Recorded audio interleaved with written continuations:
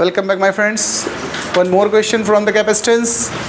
The question is that, देखिए हमारा ये क्वेश्चन हमसे कह रहा है a parallel plate capacitor has plate area of 90 centimetre square. आप थोड़ा सा यूनिट वगैरह पे ज़रा गौर करिएगा, हमेशा यूनिट ध्यान रखा करें। अगर सेंटीमीटर स्क्वायर है तो उसे 10⁻⁻4 से मल्टीप्लाई करें, मीटर स्क्वायर बनाएं। सेपरेशन देखो मिलीमीटर में गिवन है, उसको मीटर में कन्वर्ट कर लिया। वोल्टेज गिवन है। फर्स्ट पार्ट में हमसे क्वेश्चन कह रहा है एनर्जी स्टोर्ड फाइंड करिए। क्या फाइंड करना हमें? Energy stored. और सेकेंड पार्ट में एनर्जी डेंसिटी निकालनी है। तो सबसे पहले हम लोग एनर्जी स्टोर्ड निकालने वाले हैं। एनर्जी देखिए फॉर्मूला होता है हमारा half CV²। Energy stored in the capacitor अगर पूछा जा रहा है आपसे तो फार्मूला क्या लगाएंगे? Half CV²। सी देखिए इसमें कहीं डाइलेक्ट्रिक नहीं यूज़ किया तो हम इसको एयर कैपेसिटर कहेंगे। और एयर कैपेसिटर के लिए फार्मूला होता है सी का A epsilon not upon D और V²। अब इसमें से देख लीजिए आप थोड़ा सा, एरिया की वैल्यू पुट करिए 90 10⁻⁻4, एप्सिलॉन नॉट की वैल्यू 8.85 10⁻⁻12, डी जो सेपरेशन है वो हमारा 2.5 10⁻⁻3 और v का स्क्वायर करिएगा। v 400 है, स्क्वायर करेंगे आप तो 400 दो बार यूज हो जाएगा।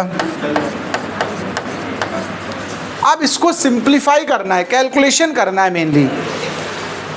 आप जैसे भी करें, जैसे सपोज करिए 2 डिजिट पे यहाँ डेसिमल है या 1 डिजिट में है, 1 0 नीचे हमारा इम्प्रूव करेगा। अब हमें कैंसिलेशन कर देना है, 0 से इसको कैंसिल कर लिया सपोज करिए 25 1 जा और 400 में कट कर दीजिए। देखिए 25 1 जा 25 15 150 और 25 6 जा यानी 16 टाइम चला जाएगा। 2 से इसको और कट कर लीजिएगा, ये 8 आएगा। जो नंबर्स बचे उनको दोबारा से कॉपी करते जाइए। 9 8 8 5 8 और 400। पावर देख लीजिए अब जरा, -4 -12। देखिए -4 पावर -3 कैंसिल कर दीजिए, 1 पावर माइनस की बचेगी वो इसको दे दीजिए।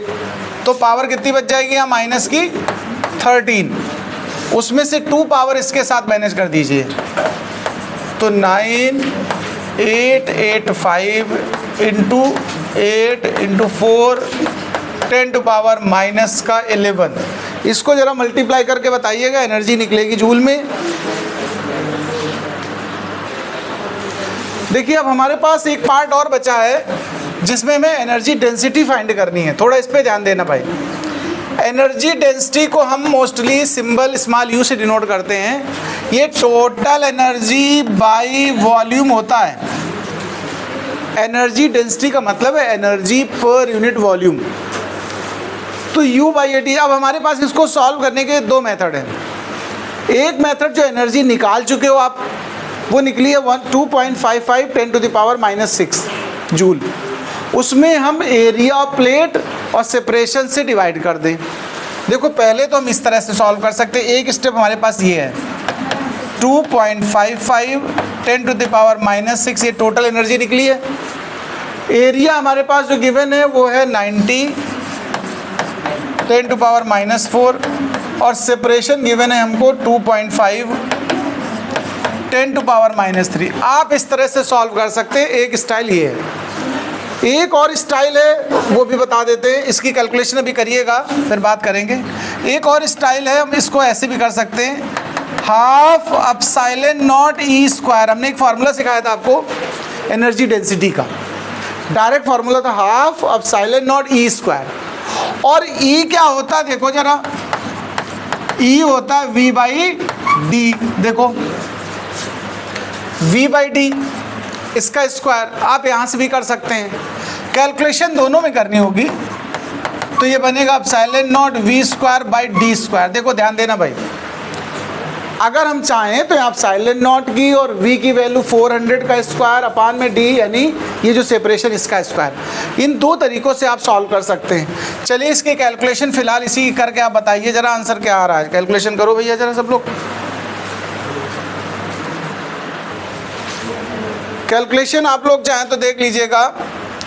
डेसिमल हटाइए सबसे पहले, तो 255 90 25 और पावर दोनों ऊपर नीचे 10⁻6 बचेगी, कैंसिल हो जाएगी। 5 से इसको कट करिए तो ऊपर 51 आएगा, नीचे 450 आएगा। डिवाइड करेंगे तो आ जाएगा 0.113। और यूनिट ध्यान रखिएगा एनर्जी डेंसिटी है, इसलिए जूल पर मीटर क्यूब इस्तेमाल होगा। चलिए नोट करिए, मुस्कुराते रहिए।